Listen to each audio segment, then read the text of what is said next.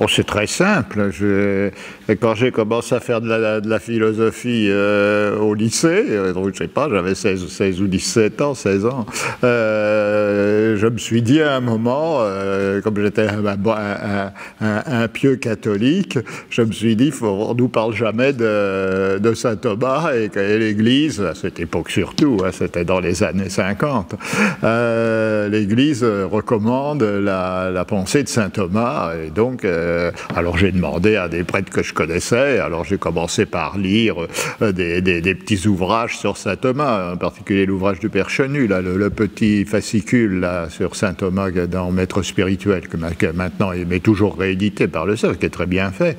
Et voilà, puis alors j'ai trouvé que c'était pas trop mal.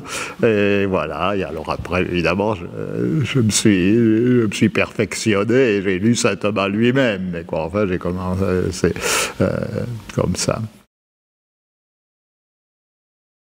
Le premier ouvrage que j'ai lu, j'ai lu des choses de la Somme, et j'ai lu avec une certaine attention la Somme contre les gentils. Parce qu'évidemment, en faisant de la philosophie, c'est ce qui est plus philosophique dans l'œuvre de saint Thomas, en un sens.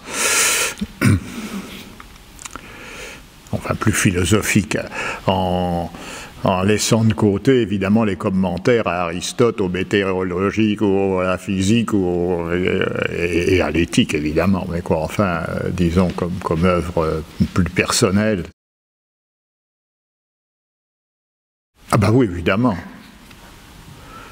Oh ben, si on s'intéresse à saint Thomas, ça vaut la peine d'apprendre le peu de latin qui sert pour comprendre saint Thomas, hein.